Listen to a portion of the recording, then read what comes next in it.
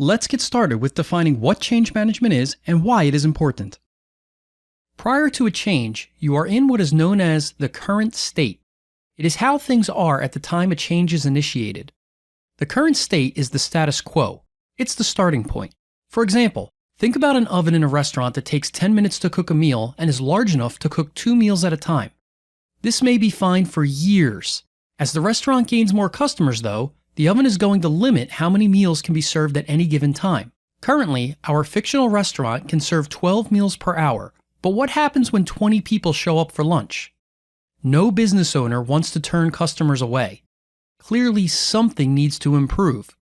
After verifying there is enough seating, staff, and food in the building, the restaurant owner realizes the oven is the limiting factor to how many people can be served in a short time frame, and purchases a new oven that takes only 5 minutes to cook a meal and is large enough to cook 3 meals at a time.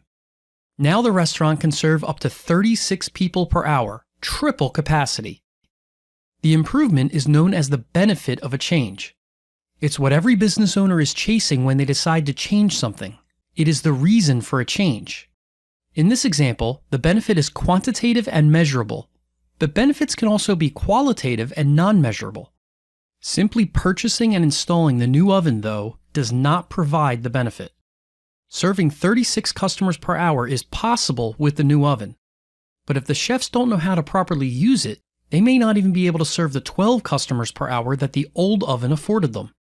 Without any training or practice time on the new oven, stress is quickly going to pile up on the chefs because they want to succeed but don't know how.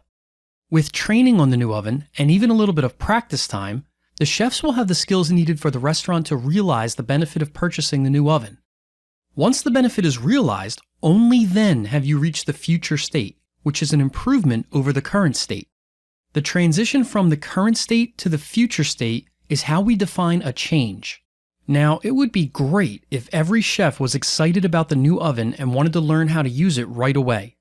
Unfortunately, even with advanced training and some practice time, some chefs may still not want to use the new oven.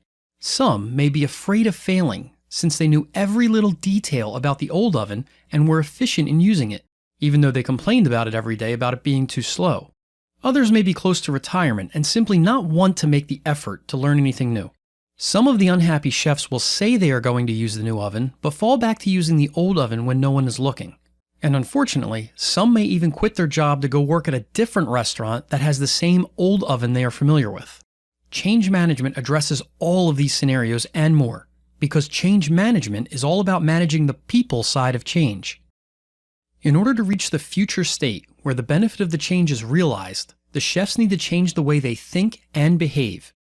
I already discussed how they will need to learn the controls of the new oven and practice their new skills. But they will also need to change their approach to preparing meals, since the new oven will cook them faster and they won't want to burn the food by leaving it in for too long.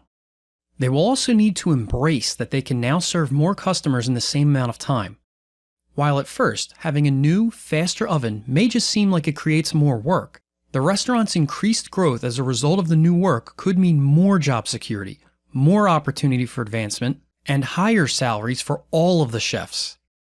It could also mean the restaurant does not go out of business since it's able to keep up with the competition. In the end, the chefs may not even have more work to do if the restaurant decides to add a couple of new chefs to the team to keep up with the increased demand.